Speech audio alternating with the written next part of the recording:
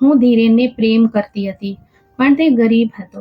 પછી મારા ઘરવાળા મારી સગાઈ ઊંચા ખાનદાનમાં કરવા લાગ્યા, તો હું ભાગીને ધીરેન સાથે લગ્ન કરી લીધા. અમે એક સાથે ગરીબીમાં પણ ઘણા ખુશ હતા. જ્યારે અમારો એક દીકરો થયો અને પછી એક દિવસ ઘરે ખબર આવી કે ધીરેનનું મૃત્યુ થઈ ગયું. હું બાળકને લઈને પાછી ગઈ તો ઘરવાળાઓએ અમને સ્વીકાર્યા નહીં. આમ જ 2 વર્ષ વીતી ગયા અને હું દીકરાને લઈને ઘરોમાં કામ કરવા લાગી. આજે બંગલા પર દાવત હતી, કારણ કે મોટા માલિક 2 વર્ષ પછી અમેરિકાથી ઇન્ડિયા આવી રહ્યા હતા. જ્યારે મેં માલિકને જોયા તો મારું શરીર ધ્રુજવા લાગ્યું, કારણ કે તે ધીરેન હતો. તેને મારી સામે જોઈને તો મારા પગ જાણે જમીનમાં જકડાઈ ગયા હતા. મારી આંખો સામે અંધારું છવાઈ ગયું હતું. હું વિચારી રહી હતી કે આ કેવી રીતે શક્ય હતું કે ધીરેન તો મરી ચૂક્યો હતો, તો પછી તે વ્યક્તિ પણ મને ધીરેન જેવો જ કેમ લાગી રહ્યો હતો. મેં મારા અનિયંત્રિત શ્વાસને કાબૂમાં લેવાની કોશિશ કરી હતી અને શાંતિથી નજર ચૂકાવીને રસોડા તરફ આગળ વધી ગઈ હતી. પણ મારું હૃદય જોરથી ધડકી રહ્યું હતું અને મગજ પણ ગૂંચવાઈ ગયું હતું. જ્યારે મોટા માલિક અંદર દાખલ થયા તો આખા બંગલામાં હલચલ મચી ગઈ હતી. બધા જ નોકરો સફાઈમાં લાગેલા હતા, પરંતુ મને તે સમયે કામનું ભાન જ ક્યાં હતું. હું તો બસ પોતાને છુપાવવાની એક નિષ્ફળ કોશિશ કરી રહી હતી. પછી એક ક્ષણ માટે હિંમત કરીને તે તરફ જોયું. મારી નજર તે વ્યક્તિ સાથે મળી ગઈ, જેનાથી હું પોતાને છુપાવતી ફરી રહી હતી. તેણે પણ મને જોયો હતો, તો તેની આંખોમાં પણ એક ગૂંચવણ ઉભરી હતી. હું એક મૂંઝવણમાં હતી કે આખરે આ કેવી રીતે શક્ય હતું. મારું હૃદય ચીસો પાડી પાડીને મને કોઈ બીજી જ તરફ લઈ જઈ રહ્યું હતું. પણ હું મારા મગજ સાથે લડી રહી હતી કે નહીં, મેં તો પોતે જ તેના મૃત્યુના સમાચાર સાંભળ્યા હતા. પણ તે વ્યક્તિ પણ તો બિલકુલ તેવો જ હતો જેને મેં ગુમાવી દીધો હતો. તે પણ મને જોઈને થોડી ક્ષણ માટે થમી ગયો હતો, પણ પછી આગળ વધી ગયો હતો. હું અચાનક હોશમાં આવી તો રસોડામાંથી એક કામવાળીનો અવાજ આવી રહ્યો હતો, જે મને બોલાવી રહી હતી. તો હું ગભરાઈને કામમાં લાગી ગઈ હતી, પણ મારું મન સતત તે જ વ્યક્તિ વિશે વિચારી રહ્યું હતું. જો તે ધીરેન હતો તો આ 2 વર્ષમાં તે ક્યાં હતો? તેણે ક્યારે પાછું વળીને મારી ખબર પણ ન લીધી હતી? અને જો તે ધીરેન ન હતો તો આ કેવી રીતે શક્ય હતું કે દુનિયામાં એક જ ચહેરો અને કદ કાઠીના 2 માણસો હોય? આ જ મૂંઝવણમાં દાવત શરૂ થઈ ગઈ હતી. બધા મહેમાનો જમવામાં વ્યસ્ત થઈ ગયા હતા. હું શાંતિથી બંગલાના એક ખૂણામાં ઊભી મારા મનમાં આવતા હજારો વિચારોને નકારી રહી હતી. એક મોકો મળ્યો તો મેં એકવાર ફરી તે વ્યક્તિ તરફ નજર નાખીને જોયું. તે તો ખરેખર દિનેશ જેવો લાગી રહ્યો હતો, પણ તેનો અંદાજ, પોશાક અને વાતચીત બધું જ મારા ધીરેનથી અલગ હતું. જ્યારે દાવત ખતમ થઈ ગઈ તો જમ્યા પછી હું ટેબલ સાફ કરી રહી હતી કે અચાનક કોઈએ મારું નામ લઈને મને બોલાવી હતી. મેં ધ્રુજતા હાથે મારી ચાદરને સરખી કરી હતી અને ડરતા ડરતા ધીમેથી માથું ઊંચક્યું હતું. તે મારી બિલકુલ સામે ઊભો હતો. તે જ આંખો, તે જ ચહેરો, પણ તેના અંદાજમાં એક અજાણ્યાપણું હતું. તે મને પૂછવા લાગ્યો હતો કે શું હું તેને ઓળખું છું? તેનો સવાલ સાંભળીને મારું મગજ ખાલી થઈ ગયું હતું. હું વિચારવા લાગી હતી કે જો તે ધીરેન હોત તો તે ક્યારેય પણ મને આવો સવાલ ન કરત, કારણ કે તે તો મને જીભથી પણ વધારે ચાહતો હતો. ત્યારે મને ખાતરી થઈ ગઈ હતી કે તે બધું મારો વહેમ જ હતો. તે મારો ધીરેન તો હોઈ જ ન શકે. શું તારું નામ અવની છે? જ્યારે તેણે મને આ સવાલ પૂછ્યો તો મારા દિલના ધબકારા થમી ગયા હતા. આ કેવો મજાક હતો?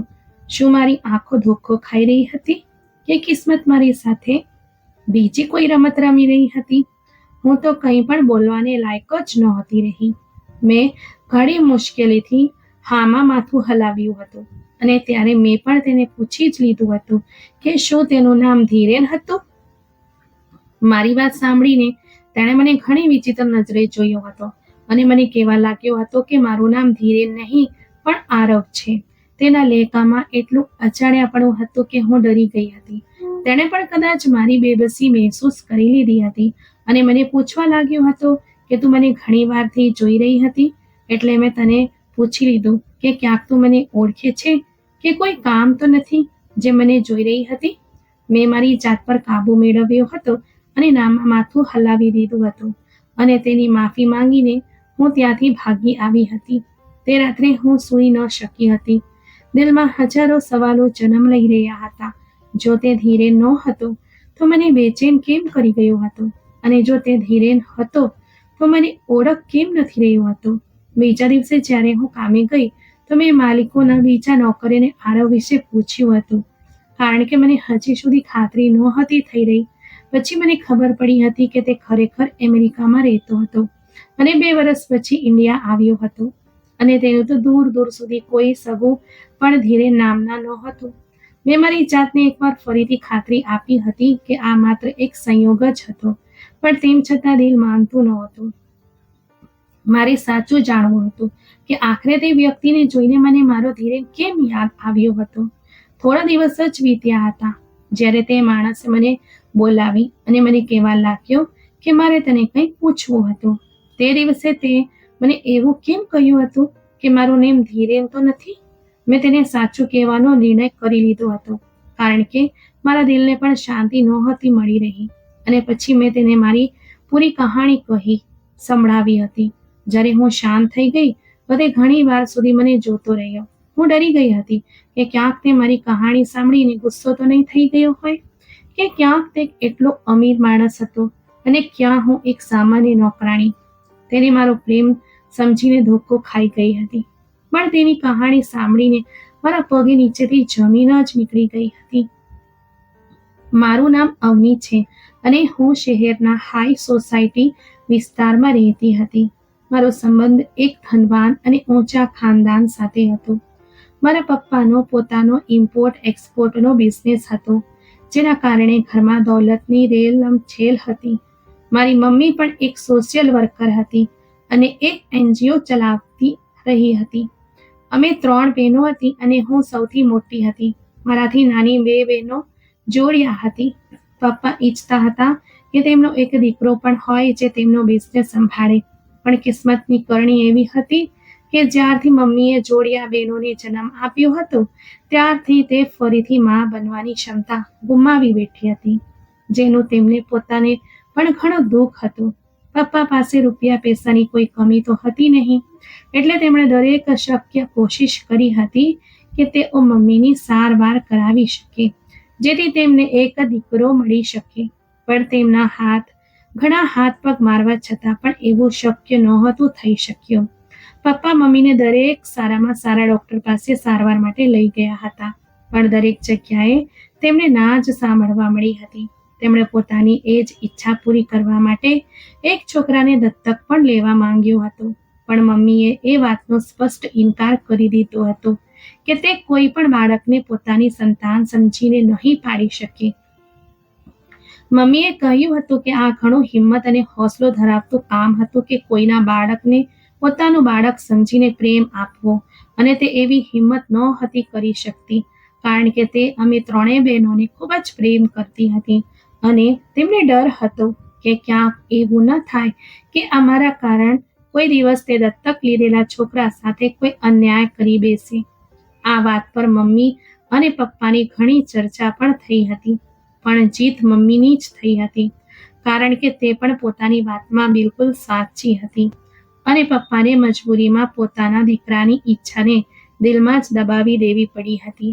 પપ્પાએ ભલે પોતાના દીકરાવાળી ઈચ્છા છોડી દીધી હતી, પરંતુ તેઓ ત્યારથી જ એવો ઈરાદો કરી ચૂક્યા હતા કે તેઓ મને જ પોતાનો દીકરો બનાવશે અને પોતાનો બધો બિઝનેસ મારા હવાલે કરી દેશે. એટલા માટે તેમણે બાળપણથી જ મને બાકીની 2 બહેનો કરતાં વધારે પ્રેમ અને ધ્યાન આપ્યું હતું.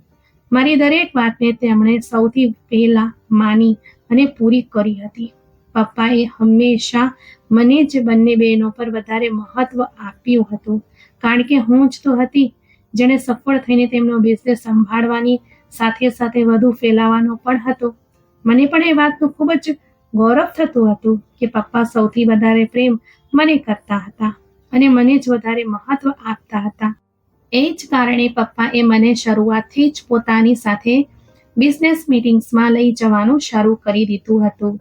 તેઓ મને નાની નાની વસ્તુઓ શીખવતા હતા, જેમ કે બિઝનેસના સોદા કેવી રીતે નક્કી કરવામાં આવે છે, માર્કેટના ઉતાર ચઢાવ પર નજર કેવી રીતે રાખવામાં આવે છે અને કઈ રીતે એક સારો કરાર કરવામાં આવે છે. મેં બાળપણથી જ તેમની વાતો પર ધ્યાન આપવાનું શરૂ કરી દીધું હતું અને જ્યારે મેં ગ્રેજ્યુએશન પૂરું કરી લીધું તો પપ્પાએ મને લંડન મોકલી દીધી, જેથી હું બિઝનેસ વિશે વધુ માહિતી મેળવી શકું. મમ્મીએ ત્યારે પહેલી વાર પપ્પાને કહેવા લાગી હતી કે તેમણે મને કંઈક વધારે જ લાડ લડાવતા હતા, કારણ કે તેઓ મારી દરેક જીદ અને દરેક ઈચ્છા પૂરી કરતા હતા. મમ્મીનું માનવું હતું કે મારી ભણતર પૂરું થયા પછી તેઓ સામાન્ય છોકરીઓની જેમ મારા પણ લગ્ન કરાવીને મને મારા ઘરે કરી દેશે. પણ પપ્પા તો મારા વિશે કંઈક બીજું જ વિચારીને બેઠા હતા. તેઓ મને દેશની સૌથી નામાંકિત બિઝનેસ વુમન બનાવવા માંગતા હતા. હું પણ તેમનું સપનું અને તેમની ઈચ્છા પૂરી કરવા માટે દિલથી મહેનત કરી રહી હતી. પણ હું નહોતી જાણતી કે પપ્પા પોતાની ઈચ્છામાં એટલા ગંભીર હતા કે તેમને મારી પોતાની જિંદગીની ખુશીની પણ કોઈ પરવા જ નહોતી. અને એ વાતનો અંદાજો થતા મને ઘણી વાર લાગી ગઈ હતી. કાશ મને એ વાતનો અંદાજો પહેલા થઈ ગયો હોત કે પપ્પાને માત્ર અને માત્ર પોતાના બિઝનેસથી જ મતલબ હતો અને પોતાના બિઝનેસની સામે તેમને પોતાની સૌથી લાડકી દીકરીની ખુશી પણ નહોતી દેખાઈ. મમ્મીએ પપ્પાને ઘણી વાર કહ્યું હતું કે તેઓ મને પોતાની સાથે બિઝનેસમાં એટલી હદે ન ઘસડે કે હું પણ જિંદગીને ભરપૂર રીતે જીવવાનું જ ભૂલી જાઉં. પણ પપ્પાએ પણ મમ્મીને સ્પષ્ટ કહી દીધું હતું કે જો તેમણે પપ્પાને એક દીકરો દત્તક નહોતો લેવા દીધો તો પછી એક દીકરી પર તો તેઓ પોતાની મરજીનું જીવન લાદી જ શકે છે. અને મમ્મી પપ્પાની એ જ વાત પર શાંત થઈ ગઈ હતી અને તેમની જિંદગીમાં પહેલી વાર પોતાની વંચિતતાનો અહેસાસ થયો હતો. પણ તે કંઈક નહોતી કરી શકતી, એટલે તેમણે પપ્પાને તેમના હાલ પર જ છોડી દીધા હતા. પપ્પા ખૂબ જ ઉત્સાહિત હતા કે તેઓ મને લંડન મોકલી રહ્યા હતા અને લંડનથી પાછા આવ્યા પછી તેમનો બધો બિઝનેસ હું જ સંભાળવાની હતી. પણ તે સમયે કોઈ પણ નહોતું જાણતું કે લંડન ગયા પછી ના માત્ર મારી પણ આપણા બધાની જિંદગી ઘણી બદલાવાની હતી. જ્યારે પપ્પાએ મને લંડન મોકલી દીધી તો હું લંડનની રંગીન દુનિયામાં એકદમ ખોવાઈ ગઈ હતી. મને લાગવા લાગ્યું હતું કે હું માત્ર બિઝનેસમાં જ ખોવાઈને રહી ગઈ હતી અને બાકીની જિંદગી જીવવાનું જાણે ભૂલી જ ગઈ હતી. પણ મને ખૂબ જ જલ્દી એ યાદ આવી ગયું હતું કે પપ્પાએ મને લંડન માત્ર અને માત્ર થોડા સમય માટે જ તો મોકલી હતી અને એ પછી મારે પાછા જઈને મારો બધો બિઝનેસ સંભાળવાનો હતો. મેં લંડનમાં જેટલો પણ સમય વિતાવ્યો, હું માત્ર એ જ ઈચ્છતી હતી કે એ સમયને ભરપૂર રીતે એન્જોય કરી શકું. અને ત્યારે જ મારી મુલાકાત ધીરેન સાથે થઈ હતી. તે પણ બિઝનેસના સંબંધમાં જ લંડન આવ્યો હતો અને લંડનથી પાછા જઈને પોતાનો બિઝનેસ શરૂ કરવા માંગતો હતો. ધીરેનમાં અને મારામાં માત્ર એ વાતનો ફરક હતો કે તે હજી પોતાનો બિઝનેસ શરૂ કરવાનો હતો, જ્યારે હું મારા પપ્પાના બિઝનેસને વધુ આગળ વધારવા અને ફેલાવવા માંગતી હતી. મારી અને ધીરેની મુલાકાત એક બિઝનેસ મીટિંગમાં જ થઈ હતી અને મને તેની વાત કરવાની રીત ખૂબ જ સારી લાગી હતી. એ સિવાય પણ તે એક સમજદાર અને હોશિયાર છોકરો હતો. મને શરૂઆતથી જ સારી વસ્તુઓની અને સારા માણસોની ઓળખાણ હતી, એટલે હું જાણી ગઈ હતી કે ધીરેનની પસંદગી મારા માટે ખૂબ જ યોગ્ય હતી. ધીરે ધીરે અમે બંને અલગ અલગ મીટિંગ્સમાં મળવા લાગ્યા હતા અને અમારી દોસ્તી થઈ ગઈ હતી. ત્યારે ધીરેને મને પોતાના વિશે બધું જ જણાવ્યું હતું કે તે એક મધ્ય વર્ગના પરિવારનો એક સામાન્ય છોકરો હતો. જ્યારે મને તે સામાન્ય બિલકુલ પણ નહોતો લાગ્યો. મારા માટે તો તે ખૂબ જ ખાસ બની ગયો હતો અને મને તેની સાથે સમય પસાર કરવો ખૂબ જ સારો લાગવા લાગ્યો હતો. ધીરેન તેની માનો એકમાત્ર સહારો હતો અને તે પોતાના પગ પર ઊભો રહીને કંઈક કરવા માંગતો હતો, એટલે તે લંડનથી બિઝનેસની ડિગ્રી લેવા આવ્યો હતો. પણ મારું દિલ ચોરી ગયો હતો અને લંડનમાં જે દિવસો અને જે સાંજ વિતાવી હતી તે મારી જિંદગીની સૌથી સુંદર સાંજ હતી. હું ધીરેનના પ્રેમમાં એટલી હદે ગિરફ્તાર થઈ ચૂકી હતી કે તેના વગર જીવનની કલ્પના પણ નહોતી કરી શકતી. એટલે મેં નક્કી કરી લીધું હતું કે જ્યારે હું ઇન્ડિયા પાછી જઈશ તો મમ્મી પપ્પા સાથે ધીરેન વિશે વાત કરીશ, જેથી તેઓ તેની અને મારી જિંદગી એક કરી શકે. મને પૂરો વિશ્વાસ હતો કે પપ્પાને ધીરેન ખૂબ જ ગમશે, કારણ કે તે એક ખૂબ જ ટેલેન્ટેડ છોકરો હતો અને હું જાણતી હતી કે તે ખૂબ જ જલ્દી એક સફળ બિઝનેસમેન પણ બની શકતો હતો. અને આ બધું જોતા પપ્પાને અમારા સંબંધ પર કોઈ વાંધો ન હોવો જોઈએ, પણ હું પપ્પા વિશે ખોટી હતી. અને એ વાતનો અંદાજો મને ત્યારે થયો હતો જ્યારે મેં પપ્પા સાથે ધીરેન વિશે વાત કરી હતી. મેં પપ્પાને ધીરેન વિશે, તેના પરિવાર વિશે અને તેની બિઝનેસ પ્લાનિંગ વિશે બધું જ જણાવી દીધું હતું. મને લાગ્યું હતું કે પપ્પા ધીરેન વિશે, તેની બિઝનેસ કરવાની ઈચ્છા સાંભળીને ખૂબ જ ખુશ થશે અને મારી પસંદગીના વખાણ કરશે.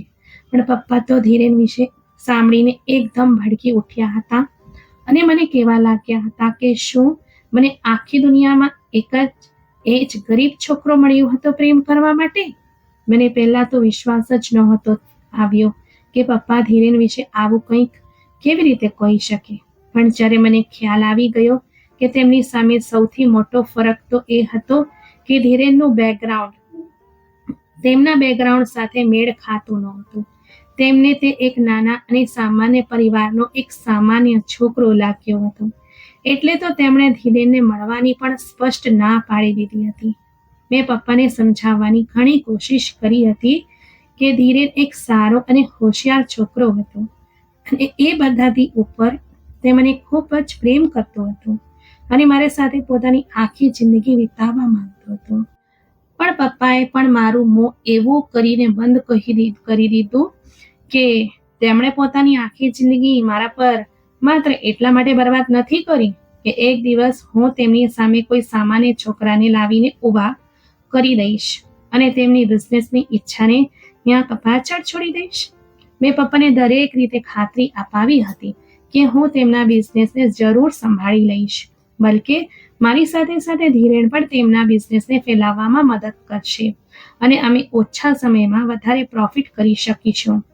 પણ મારી આ વાત સાંભળતા જ પપ્પાએ મને એક જોરદાર થપ્પડ મારી દીધી હતી કે હું આવું વિચારવાની હિંમત પણ કેવી રીતે કરી શકતી હતી કે એક ગરીબ માણસ તેમનો બિઝનેસ પોતાના હાથમાં લેશે. મને તો વિશ્વાસ જ નહોતો આવ્યો કે પપ્પા આટલી નાની વાત માટે મારા પર હાથ ઉપાડી દેશે. તેમણે તો આખી જિંદગી ક્યારે મારી સાથે ઊંચા આવાજે વાત પણ નહોતી કરી અને જ્યારે મેં તેમની સામે મારી પસંદગી વ્યક્ત કરી તો તેમને ફેમિલી બેકગ્રાઉન્ડ યાદ આવી ગયું હતું. તેમને તો માત્ર અને માત્ર એ વાતની પરવા હતી કે લોકો શું કહેશે કે મેં એક ગરીબ છોકરા સાથે લગ્ન કરી લીધા હતા.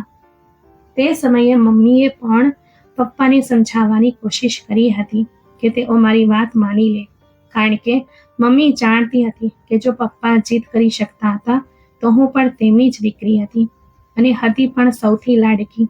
તો મારો ગુસ્સો અને જીદ પણ તેમના પર ગયા હતા. પણ પપ્પા પોતાની વાત પર કાયમ રહ્યા હતા કે જો મારે ધીરેન સાથે જિંદગી ગુજારવી હતી તો મારે તેમની લાઈફસ્ટાઈલ છોડવી જ પડશે.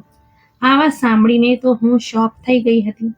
તેમની આ વાતનો મતલબ તો સાફ હતો કે તેઓ મને સીધે સીધું પોતાની જિંદગી અને ઘરથી કાઢવાની વાત કરી રહ્યા હતા, કારણ કે ધીરેનને તો હું કોઈ પણ કિંમતે છોડી નહોતી શકતી. ધીરેન જ તો હતો જેની સાથે રહીને મેં જીવવાનું શીખ્યું હતું.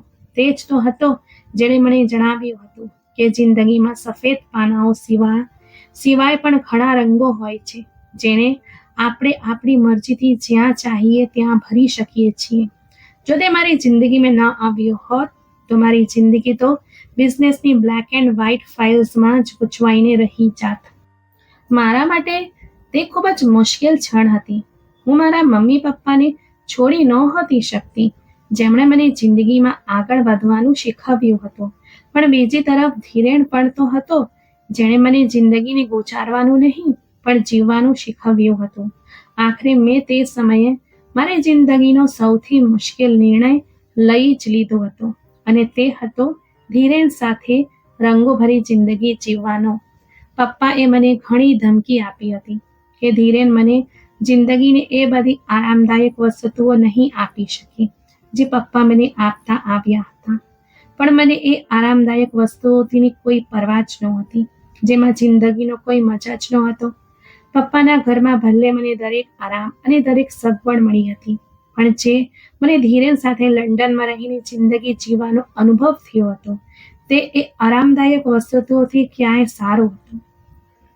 મમ્મીએ પણ મને રોકવાની અને પપ્પાને મનાવવાની ઘણી કોશિશ કરી હતી, પણ પપ્પાને તે સમયે માત્ર અને માત્ર લોકોની પરવા હતી કે લોકો તેમને જાતની વાતો સંભળાવશે કે તેમની દીકરીએ કઈ રીતે એક ગરીબ ઘરના છોકરાને આટલા મોટા અને અમીર પરિવારનો જમાઈ બનાવી દીધો હતો. પપ્પાએ મને મારી બહેનોના હવાલેથી પણ ડરાવવાની કોશિશ કરી હતી કે જો હું જ બળવો કરીશ તો મારી નાની બહેનો પર તેની શું અસર થશે, તે પણ કાલે કોઈ પણ ગમે તેને લાવીને ઘરમાં બેસાડી દેશે. પણ હું જાણતી હતી કે તે બંનેમાં મારી જેટલી હિંમત અને તાકાત નહોતી. તે તો પપ્પાની મરજી વગર પોતાની જિંદગીનો કોઈ નિર્ણય નહોતી કરી શકતી. તે તો માત્ર હું જ હતી જેના શોખ અને જેની પસંદ સૌથી વધારે નિરાળી હતી. ધીરેને પણ મને સમજાવવાની કોશિશ કરી હતી કે હું તેના માટે મારા મમ્મી પપ્પાને ના છોડું અને તેમની પસંદગી પ્રમાણે જ્યાં તેઓ કહે ત્યાં લગ્ન કરી લઉં. પણ હું ધીરેન વગર જીવી નહોતી શકતી. હું તો તેને ખૂબ જ પ્રેમ કરતી હતી, એટલે મેં ધીરેન માટે મારા મમ્મી પપ્પાઓનું એ ઘર છોડી દીધું હતું જેમાં મેં મારી આખી જિંદગી પપ્પાની ઈચ્છા પૂરી કરવા માટે વિતાવી દીધી હતી.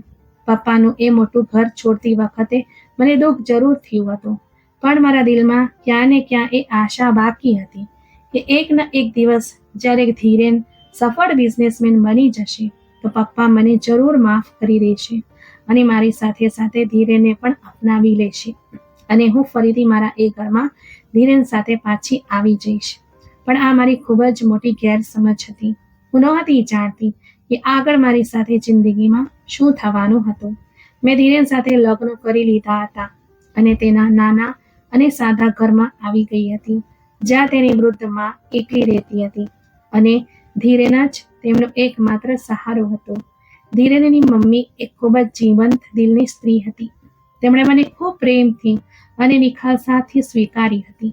તેમણે ક્યારે મને એવું મહેસૂસ જ નહોતું થવા દીધું કે મેં મારા મમ્મી પપ્પાની મરજી વિરુદ્ધ જઈને મારી જિંદગીનો નિર્ણય કર્યો હતો, બલકે તે તો મને દીકરીઓની જેમ ચાહતી હતી અને મને આ ઘરમાં સંપૂર્ણ આરામ આપવાની કોશિશ પણ કરતી હતી. ધીરેનના પપ્પા એક આર્મી ઓફિસર હતા અને તે થોડા સમય પહેલા જ મૃત્યુ પામ્યા હતા, એટલે હવે તે જ પોતાની વૃદ્ધ માં સાથે રહેતો હતો અને જાતે કંઈ કરવાની કોશિશમાં લાગેલો હતો. મને લાગ્યું હતું કે પપ્પાનું ઘર છોડ્યા પછી હું અને ધીરેન મળીને ખૂબ મોટો બિઝનેસ કરીશું, પણ હું એ ભૂલી ગઈ હતી કે તે સમયે મારા પપ્પા દેશના એક જાણીતા બિઝનેસમેન હતા અને તે પોતાની જીદ માટે કંઈ પણ કરી શકતા હતા. શરૂઆતના થોડા દિવસ મારા અને ધીરેનના ખૂબ જ સારા વીત્યા હતા. અમે બંને આખી દુનિયાને ભૂલીને એકબીજામાં મગ્ન થઈ ગયા હતા. અમને લાગતું હતું જાણે અમે બંને મળીને આખી દુનિયાને જીતી લઈશું. હું જાણતી હતી કે ધીરેન એક ખૂબ જ હોશિયાર છોકરો હતો અને પોતાની મહેનતથી ખૂબ જ જલ્દી જ એક ખૂબ મોટો બિઝનેસ ઊભો કરી શકે છે અને મને લાગતું હતું કે થોડાક ઇંતજાર પછી હું એ બધી આરામદાયક વસ્તુઓને ફરીથી પ્રાપ્ત કરી શકતી હતી જે મને મારા પપ્પાના ઘરમાં મળી હતી. એટલા માટે મેં દરેક પગલે ધીરેનનો સાથ આપ્યો હતો. ધીરેનને એક બિઝનેસ શરૂ કરવા માટે કોઈની સાથે ખૂબ જ સારી ભાગીદારી જોઈતી હતી અને લંડન જતા પહેલા તે ઘણા બિઝનેસમેન સાથે આ વિશે વાત કરીને ગયો હતો. ઘણા લોકો તેની સાથે ભાગીદારી કરવા માટે તૈયાર પણ હતા. જ્યારે ધીરેને બિઝનેસ માટે ઘરથી પગ મૂક્યો તો દરેકે તેને ના પાડી દીધી હતી. અમને સમજ જ નહોતી આવી રહી કે આખરે આવું કેમ થઈ રહ્યું હતું, કારણ કે પહેલા તો બધા જ તેની સાથે બિઝનેસ કરવા માંગતા હતા, પછી બધાએ એકદમથી ના કેમ પાડી દીધી હતી અને પછી મને એ વાતની સમજ આવી ગઈ હતી કે આ બધું મારા પપ્પાનું જ કરેલું હતું. તેમણે દરેક બિઝનેસમેનને સખત રીતે મનાઈ કરી દીધી હતી કે કોઈ પણ ધીરેજ સાથે ધંધો ન કરે, કારણ કે તે મને એ બાબતમાં બતાવવા માંગતા હતા કે ધીરેન એક ગરીબ છોકરો હતો અને તે પોતાની જિંદગીમાં કંઈ પણ નહીં કરી શકે. તે બધું એટલા માટે કરી રહ્યા હતા જેથી ધીરેન મને એ બધી સગવડો ન આપી શકે જેની હું આદી હતી. અને જ્યારે ધીરેન મારી જરૂરિયાતો પૂરી ન કરી શકતો તો હું પોતે જ ધીરેનને છોડીને તેમને પાસે ચાલી જાત અને તેમની સામે એ વાતનો એકરાર કરી લેત કે તેમની વાત ન માનીને મેં જે નિર્ણય કર્યો હતો તે મારી જિંદગીનો ખોટો નિર્ણય હતો અને મને મારી ભૂલનો અહેસાસ હતો, જે હું તેમની પાસે પાછી ચાલી ગઈ હતી. મને પપ્પાની દરેક ચાલ ખૂબ જ સરળતાથી સમજમાં આવી ગઈ હતી, કારણ કે મેં પોતે પણ ઘણી કોશિશ કરી હતી કે મને ક્યાં ને ક્યાં કોઈ નાની મોટી નોકરી મળી જાય જેનાથી હું અને ધીરેન મળીને ઘરનું ગુજરાન ચલાવી શકીએ. પણ કોશિશ કરવા છતાં પણ મને કોઈ નોકરી મળી જ નહોતી. હું જે પણ જગ્યાએ જતી દરેક જણ મને ના પાડી દેતું. હું હેરાન હતી કે મને તો બધા જ ઓળખતા હતા, મારા પપ્પાથી પહેલા કોણ અજાણ્યું હતું. તેમ છતાં પણ કોઈ મને કામ આપવા તૈયાર જ નહોતું. મેં મોટી મોટી કંપનીઓને છોડીને નાની નાની કંપનીઓમાં નોકરીની શોધ શરૂ કરી હતી અને ધીરેનને પણ એ જ સલાહ આપી હતી કે હાલ તે બિઝનેસ કરવાનો ઈરાદો બદલી દે અને કોઈ નાનું મોટું કામ કરી લે જેનાથી આપણે આપણા ઘરનું ગુજરાન તો ચલાવી શકીએ. પણ કોશિશ કરવા છતાં અમને કોઈ કામ મળ્યું જ નહોતું. મને તો વારંવાર પપ્પા પર ગુસ્સો આવી રહ્યો હતો કે આખરે જ્યારે તેમણે મને પોતાની જિંદગીથી અને પોતાના ઘરથી કાઢી જ મૂકી હતી, મારી જિંદગીમાં આટલો દખલ કેમ કરી રહ્યા હતા, જ્યારે તેઓ મારી સાથે દરેક પ્રકારનો સંબંધ ખતમ કરી જ ચૂક્યા હતા. તો પછી મને મારી જિંદગી શાંતિથી જીવવા કેમ નથી દેતા? પણ હું ધીરેન સાથે તેમ છતાં ખુશ હતી, કારણ કે તેણે ક્યારે મને આ પ્રકારનો કોઈ મેળું નથી માર્યું કે મારા પપ્પાના કારણે તેની જિંદગી મુશ્કેલ થઈ ગઈ હતી. હું તો એક આલીશાન જિંદગી જીવીને આવી હતી, પણ ધીરેન સાથે મેં જે જિંદગીની શરૂઆત કરી હતી તે મારા માટે પહેલાની જિંદગીથી પણ વધુ સારી હતી, કારણ કે ધીરેન મને ખૂબ જ પ્રેમ કરતો હતો અને તેનાથી જેટલું થઈ શકતું હતું તે મારી ઈચ્છાઓ અને જરૂરિયાતોને પૂરી કરતો હતો. જ્યારે અમને ક્યાંય પણ કોઈ કામ નહોતું મળ્યું ત્યારે ધીરેને થાકી હારીને મહેનતવાળા કામ કરવા શરૂ કરી દીધા હતા. તે ક્યારેક કોઈ સ્ટોર પર સેલ્સમેનનું કામ કરતો અને ક્યારેક કોઈ જગ્યાએ ચોકીદારનું કામ કરવા લાગી જતો. તેને જ્યાં પણ જે પણ કામ મળતું તે 2 ટંકના રોટલા માટે દરેક કામ કરવા તૈયાર હતો, કારણ કે હું તેની સાથે હતી અને મને પણ તેના સિવાય બીજું કંઈક નહોતું જોઈતું. અમારી જિંદગી ખુશીઓથી ભરેલી હતી. ભલે અમારા હાલત દિવસે દિવસે ખરાબ થતા જતા હતા, પણ અમે એકબીજા સાથે ખૂબ જ ખુશ હતા. અમે એટલું કમાઈ લેતા હતા કે 2 ટંકના રોટલા ખાઈ શકીએ. ત્યારે જ મારી જિંદગીમાં એક નવી ખુશી સામેલ થઈ ગઈ હતી, જ્યારે લગ્નના 1 વર્ષ પછી અમારા બંનેને ત્યાં એક દીકરો જન્મ્યો હતો. આ નાના યુગ રાઠોડને પામીને હું અને ધીરેન ખૂબ જ ખુશ હતા. અમે ભલે ગરીબીનું જીવન જીવી રહ્યા હતા, પણ અમે બંને દરેક હાલતમાં ખુશ હતા, કારણ કે અમે બંને એકબીજાને ખૂબ જ પ્રેમ કરતા હતા અને મને એ વિશ્વાસ હતો કે એકના એક દિવસ અમે બંને પપ્પાને મનાવવામાં સફળ થઈ જ જઈશું. આખરે હું તેમની સગી દીકરી હતી. તે ક્યાં સુધી મારા પર આટલો અત્યાચાર કરી શકતા હતા? એકના એક દિવસ તો તે મને બેબસ જોઈને માની જ જાત અને મને અને ધીરેનને સ્વીકારી લેત. જ્યારે યુગ થોડો મોટો થયો ત્યારે મારી જિંદગીમાં એક નવું તોફાન આવી ગયું હતું, જેના વિશે મેં ક્યારેય વિચાર્યું પણ નહોતું. હું તો મારી જિંદગીને પહેલાથી વધુ સારી કરવાના સપનામાં જોઈ રહી હતી, પણ હું એ નહોતી જાણતી કે મારી જિંદગી મારા પ્રમાણે ચાલવાનું ભૂલી ચૂકી હતી અને હવે મને એક નવી કસોટીમાં નાખવાની હતી.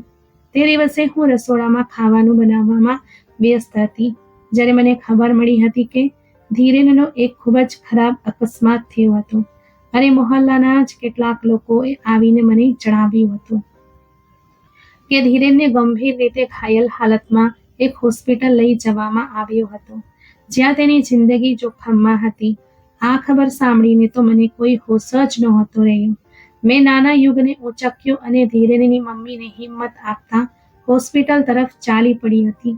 મારા દરેક પગલાં ભારે થઈ રહ્યા હતા. મને એવું લાગી રહ્યું હતું જાણે મારી આખી જિંદગી મારી હથેળીમાંથી કોઈ ખેંચીને લઈ જઈ રહ્યું હતું. જ્યારે હું હોસ્પિટલ પહોંચી ત્યારે એક ખરાબ સમાચાર મારી રાહ જોઈ રહ્યા હતા. મને જણાવી દેવામાં આવ્યું હતું કે ધીરેન મને એક નાના બાળક સાથે એકલી છોડીને ચાલ્યો ગયો હતો. તે હવે જીવતો નહોતું કારણ કે તેની ઈજાઓ ખૂબ જ ગંભીર હતી અને તેનું બચવું અશક્ય હતું. આ ખબર સાંભળતા જ તેમની મમ્મીને પણ હાર્ટ એટેક આવ્યો હતો. જ્યારે મારાથી જ ધીરેનના મોતનો આઘાત સહન નહોતો થઈ શકતો તો તે તો પછી પણ તેમની માં હતી જેને તે એકમાત્ર દીકરો હતો અને તેમની આખી જિંદગીની કમાણી હતો. તે બાલા આટલી મોટી ખબરને કેવી રીતે સહન કરી શકતી હતી. એટલે ધીરેનની સાથે સાથે તે પણ તે જ ક્ષણે દુનિયાથી વિદાય થઈ ગઈ હતી. મારા તો હાથ પગ સૂન થઈ ગયા હતા. મેં તો ધીરેનને જોયો પણ નહોતો અને તેની મમ્મીને દુનિયા છોડીને જતા જોઈને મારું દિલ થયું કે હું પણ પોતાને ખતમ કરી લઉં. પણ મારે નાના યુગ માટે જીવવું હતું. એક તેજ તો હતો જે મારી પાસે ધીરેનની નિશાની તરીકે રહી ગયો હતો. મેં ઘણી હિંમત કરી હતી અને ધીરેનના એ જ દોસ્ત સાથે ઘરે પાછી આવી ગઈ હતી જેણે અમને અકસ્માતની ખબર આપી હતી. પણ ખાલી ઘરને જોતા જ હું ચક્કર ખાઈને પડી ગઈ હતી અને 4 દિવસ બેહોશ રહ્યા પછી જ્યારે મને હોશ આવ્યો તો ધીરેન અને તેમની મમ્મીની અંતિમ વિધિ થઈ ગઈ હતી. હું ખૂબ ચીસો પાડીને રડી હતી કારણ કે હું એ બંનેને છેલ્લી વાર જોઈ પણ નહોતી શકી. મારી આખી દુનિયા એક ઝટકામાં જાણે અંધકારમય થઈ ગઈ હતી અને હું જે મારા પપ્પાનું ઘર છોડતી વખતે ખૂબ જ મજબૂત હતી એ એકદમથી તૂટીને વિખરાઈ ગઈ હતી. ત્યારે મારી પાસે એ સિવાય બીજો કોઈ રસ્તો નહોતો કે હું પપ્પાના ઘરે પાછી ચાલી જાઉં કારણ કે હું એકલી યુગને નહોતી સંભાળી શકતી. કોઈ મને સંભાળનાર હોત તો હું યુગને સંભાળી શકત. પણ પપ્પાના ઘરે પહોંચીને તેમણે મારી સામે એક નવી કસોટી મૂકી દીધી હતી કે જો હું ધીરેનના બાળકને છોડી દઈશ તો તેઓ મને અપનાવી લેશે. હું ભલા તેમની વાત કેવી રીતે માની શકતી હતી? ધીરેન તો મારી જિંદગી હતો અને યુગમાં મારી જાન વસતી હતી. પોતાની જિંદગીથી તો હું હાથ ધોઈ બેઠી જ હતી તો પોતાની જાનને પોતાના હાથે કેવી રીતે ગુમાવી શકું?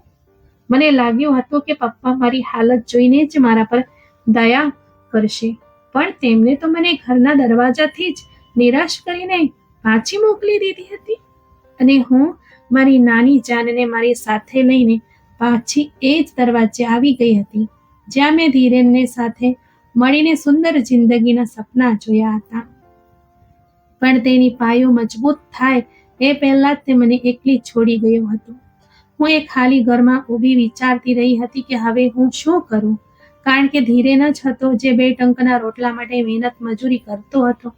વાત એ નહોતી કે હું મહેનત મજૂરી નહોતી કરી શકતી, કરી તો હું પણ શકતી હતી પણ પછી યુગને કોણ જોતું, તેને કોણ સંભાળતું? હું તેને કોની પાસે છોડતી, કોને હવાલે કરીને મહેનત કરતી? મારી પાસે કોઈ એવો રસ્તો જ નહોતો જેનાથી હું યુગનું ભવિષ્ય સુરક્ષિત કરી શકું. મને તે સમય લાગ્યો હતો જાણે હું એક ક્રૂર માં બની રહી હતી જે પોતાના બાળકને બોજ સમજવા લાગી હતી કારણ કે હું મજબૂર થઈ ગઈ હતી. પણ એ પહેલા કે હું કોઈ ખોટો નિર્ણય લઉં મને ધીરેનના એ જ દોસ્તે એક મોટી સોસાયટી વિશે જણાવ્યું હતું કે જે હું ત્યાં ચાલી જાઉં તો કદાચ મને એવું કોઈ કામ મળી જાય જેનાથી મારું અને યુગનો ગુજરાન થઈ જાય. મેં યુગને મારી ગોદમાં ઉચક્યો અને એ સોસાયટી તરફ ચાલી પડી હતી કારણ કે મારે યુગ માટે જીવવું હતું. એ માસૂમનો તો આ બધામાં કોઈ વાંક નહોતો. જે કંઈ પણ થયું હતું તે એક ખૂબ જ મોટી સોસાયટી હતી જ્યાં મોટા મોટા ઘરો બનેલા હતા. એ ઘરેનો જોઈને મારી આંખોમાં આંસુઓથી ભરાઈ ગઈ હતી કારણ કે મારું પણ એક આવું જ ઘર હતું પણ મેં મારા આંસુ લૂછી લીધા હતા કારણ કે હવે મને એ મોટા ઘરોની ઈચ્છા નહોતી રહી. તે તો ઘણા સમય પહેલા જ ખતમ થઈ ચૂકી હતી. ઘણી મુશ્કેલીથી મને એ સોસાયટીના કેટલાક બંગલાઓમાં કામવાળીનું કામ મળ્યું હતું. મારું હૃદય તૂટી ગયું હતું. મારી પાસે આટલી મોટી મોટી ડિગ્રીઓ હતી. હું એક અમીર બિઝનેસમેનની દીકરી હતી પણ તેમ છતાં 2 ટંકના રોટલા માટે મારે એ જ બંગલાઓ પર કામવાળી બનવાનું પડ્યું હતું અને આ બધું માત્ર અને માત્ર મારા પપ્પાના કારણે થયું હતું. પણ મેં મારા દીકરા માટે એ બધું પણ સ્વીકારી લીધું હતું, જેના વિશે મેં ક્યારેય વિચાર્યું પણ નહોતું. મને આ સોસાયટીમાં કામ કરવાનો આ ફાયદો પણ થયો હતો કે એ જ સોસાયટીમાં નોકરો માટે કેટલાક રૂમ બનેલા હતા અને જે નોકર દૂરથી આવતા હતા તે ત્યાં જ રહેતા હતા. ત્યારે મેં ધીરેનના ઘરને હંમેશા માટે બંધ કરી દીધું હતું અને યુગને લઈને ત્યાં જ એક રૂમના નાના સર્વન્ટ રૂમમાં રહેવા લાગી હતી. મારા માટે તો આ કોઈ નહેમતથી ઓછું નહોતું, કારણ કે ઘણા સમય પછી મેં બેફિકર થઈને યુગ અને મારા માટે 2 ટંકના રોટલોનો પ્રબંધ કરી લેતી હતો અને સાથે જ મને રહેવા માટે એક સુરક્ષિત સ્થળ પણ મળી ગયું હતું. મને એ જ સર્વન્ટ રૂમમાં રહેતા 1 પછી 2 વર્ષ વીતી ગયા હતા અને હું યુગ સાથે ખુશી ખુશી જિંદગી ગુજારવા લાગી હતી. હું ધીરેન વગર રહેવાનું શીખી રહી હતી, પણ એક રોજ મારી આંખો સામે મારો આખો ભૂતકાળ એકવાર ફરીથી તાજો થઈ ગયો હતો. તે જ રોજ એક બંગલા પર દાવત હતી, કારણ કે એ બંગલાનો માલિક પાછો આવી રહ્યો હતો અને સોસાયટીના મોટા ભાગના નોકરો ત્યાં જ ભેગા થયા હતા. મેં પણ યુગને બાકીના બાળકો સાથે રમતો છોડીને મારા કામમાં લાગી ગઈ હતી. મને આ સોસાયટીમાં 2 વર્ષ વીતી ગયા હતા, એટલે આસપાસના બધા નોકરો સાથે મારી ઓળખાણ થઈ ગઈ હતી અને હું યુગને બાકીના બાળકો સાથે રમવા માટે મોકલી દેતી હતી. આખા બંગલામાં એક અલગ જ ચહલ પહલ હતી, કારણ કે આવનારા માલિકના સ્વાગતની તૈયારીઓ જોરશોરથી ચાલી રહી હતી. પણ જ્યારે મેં આવનારા માલિકને જોયા તો મારા હોશ ઉડી ગયા હતા. પહેલી નજરમાં તો મને લાગ્યું હતું કે મારી સામે ધીરેન ઊભો હતો, પણ બીજી જ ક્ષણે મેં એ વિચારીને મગજમાંથી ઝટકી કાઢ્યો હતો કે ધીરેનને તો મર્યા 2 વર્ષ વીતી ગયા હતા. તો પછી તે ભલા કેવી રીતે એ વ્યક્તિ હોઈ શકે? પણ મારું હૃદય મારી વાત માનવા તૈયાર જ નહોતું. એ વ્યક્તિ તો હુબહુ ધીરેન જેવો જ હતો, બસ તેના ઠાઠ બાઠ કંઈક અલગ હતા. હું આખો દિવસ ડરી સેમીને એ વ્યક્તિને છુપાઈને જોતી રહી હતી અને કદાચ તેને પણ મારી બેચેની વિશે ખબર પડી ગઈ હતી. ત્યારે જ તે બાકીના નોકરોથી મારા વિશે પૂછતો મારી પાસે આવી ગયો હતો અને મને પૂછવા લાગ્યો હતો કે શું મારું નામ અવની હતું. તેને લહેકો પણ બિલકુલ ધીરેન જેવો હતો, પણ તે મારો ધીરેન કેવી રીતે હોઈ શકે? જો તે મારો ધીરેન હોત તો મને પૂછત નહીં કે મારું નામ શું છે, બલકે તે તો મને જોઈને ખુશીથી ઝૂમી ઉઠત, કારણ કે તે તો મને દિલ અને જાનથી ચાહતો હતો. તે તો મને કહેવા લાગ્યો હતો કે તે ધીરેન નહીં પણ આરવ હતો. ત્યારે મેં મારા દિલમાં આવતા વિચારોને એવું કહીને ટાળી દીધા હતા કે તે મારો ધીરેન હતો જ નહીં. પણ હું આખી રાત બેચેનીથી પથારીમાં પડખા બદલતી રહી હતી અને થોડા દિવસ પછી એ જ માણસે મને પોતાની પાસે બોલાવી હતી, જેને હું ધીરેન સમજી રહી હતી. તેને મારી સામે જોઈને મારું દિલ ફરીથી મચલવા લાગ્યું હતું કે ધીરેનના મોતની ખબર તો મેં પોતે સાંભળી હતી, તો પછી ભલા આ ધીરેન કેવી રીતે હોઈ શકે? પણ ત્યારે જ મારા મનમાં એક વિચાર આવ્યો હતો અને મારા દિલમાં એક નવી આશા જાગી હતી કે મેં ધીરેનના મોતની માત્ર ખબર જ સાંભળી હતી, તેનું મૃત્યુ હાલતમાં જોયો તો નહોતો. અને ત્યારે એ આરવ નામના માણસે મને પોતાની કહાણી સંભળાવી, જેને સાંભળીને મને વિશ્વાસ થઈ ગયો હતો કે મારા દિલમાં આવનારો વિચાર બિલકુલ સાચો હતો. તે જે મને પોતાનું નામ આરવ બતાવી રહ્યો હતો, તેણે મને જણાવ્યું હતું કે 2 વર્ષ પહેલા તેની સાથે એક અકસ્માત થયો હતો, જેના પછી દૂરથી તેને પોતાના ભૂતકાળનો અમુક હિસ્સો યાદ નહોતો રહ્યો. પણ જ્યારે તેને હોશ આવ્યો તો તેણે પોતાને એક મોટા અમીર માણસના ઘરમાં જોયો હતો. તે માણસ ઘણો વૃદ્ધ હતો અને તેણે તેને જણાવ્યું હતું કે તેનું નામ આરવ હતું અને તેને પોતાની સાથે અમેરિકા લઈ ગયો હતો, કારણ કે તે માણસને કોઈ સંતાન નહોતું. તો તેણે ધીરેનને જ પોતાની દીકરો બનાવી લીધો હતો અને આરવ તેનો અમેરિકામાં બિઝનેસ સંભાળી રહ્યો હતો. અને જે સોસાયટીમાં તે આવ્યો હતો તે સોસાયટી પણ તે વૃદ્ધ માણસની જ બનાવેલી હતી. જ્યારે મેં આરવની કહાણી સાંભળી તો હું ખુશીથી ઝૂમી ઉઠી હતી. મને વિશ્વાસ જ નહોતો આવ્યો કે દુનિયામાં ચમત્કારો પણ થાય છે. મારો ધીરેન મને પાછો મળી ગયો હતો. મને લાગ્યું હતું જાણે મારી ખોવાયેલી દુનિયા મને પાછી મળી ગઈ હતી. મેં આરવને મારી અને તેની એ જૂની તસવીરો દેખાડી હતી જેમાં અમે બંને સાથે હતા, અને પછી યુગ વિશે પણ તેને બધું જણાવ્યું હતું. મારી બધી વાતો સાંભળીને તેની આંખો આંસુઓથી ભરાઈ ગઈ હતી અને તે મારી સામે રડવા લાગ્યો હતો કે તેને કોઈ પણ યાદ તો નહોતું, પણ મારી પાસે રહેલી તસવીરો અને યુગને જોઈને તેને વિશ્વાસ થઈ ગયો હતો કે હું જૂઠું નથી બોલી રહી. યુગને ગળે લગાવતા મેં મહેસૂસ કર્યું હતું કે ધીરેનના ચહેરા પરથી તે અજાણ્યાપણું થોડી ક્ષણ માટે ગાયબ જરૂર થયું હતું, જે મેં પહેલી નજરમાં મહેસૂસ કર્યું હતું. ધીરેન પણ મને ઘણીવાર કહેતો હતો કે તેને યુગમાંથી એવી સુગંધ આવે છે જાણે તે તેનો જ અસ્તિત્વનો એક ભાગ હોય, અને હું તેની આ વાત સાંભળીને દિલથી હસી ઉઠું છું, કારણ કે તે સાચું જ તો કહે છે. આજે મને અને ધીરેનને સાથે 2 વર્ષ વીતી ગયા છે. તે માની ગયો છે કે તે જ મારો ધીરેન છે, કારણ કે તે પણ એ વાતનો એકરાર કરે છે કે મારા અને યુગની નજીક આવવા પર તેનું દિલ પણ એ જ રીતે બેચેન થાય છે જેમ કે મારું થયું હતું. પણ મને એક વાતનો અફસોસ છે કે હું તેના ભૂતકાળની એ યાદો તેને પાછી નથી આપી શકતી, કારણ કે જો તેને બધું યાદ આવી ગયું તો કદાચ તે તેની માના મોતનો જવાબદાર મારા પપ્પાને ઠેરવી દે, કારણ કે તેમના કારણે જ તો આપણી જિંદગી એટલી મુશ્કેલ થઈ ગઈ હતી કે નોબત અહીં સુધી આવી ગઈ હતી કે હું મારી અને યુગની જિંદગી પણ ખતમ કરવા ચાલી પડી હતી. હું તો એ ઇન્સાનને દુઆઓ આપતા થાકતી નથી જેણે ધીરેને પોતાનો દીકરો સમજીને તેનું ધ્યાન રાખ્યું અને પોતાનો બધો બિઝનેસ તેના હવાલે કરી દીધો. હું કોશિશ કરી રહી છું કે મારા પપ્પાને ભૂલી જાઉં, કારણ કે તેમના કારણે હું મારી જિંદગીને ખૂબ જ ખતરનાક વળાંકથી પાછી વાળીને લાવી છું. તો મિત્રો, શું મારે મારા પિતાજીને ફરીથી મળવા જવું જોઈએ કે હંમેશા માટે તેમનાથી મોં ફેરવી લેવી જોઈએ? તમારો જવાબ કોમેન્ટ બોક્સમાં જરૂરથી મોકલજો. અને આ વાત તમને કેવી લાગી, લાઈક કોમેન્ટ કરીને જરૂરથી જણાવજો, અને વિડીયોને વધુમાં વધુ શેર પણ કરજો. અને જો ચેનલ પર નવા છો તો સબસ્ક્રાઇબ કરવા ભૂલતા નથી.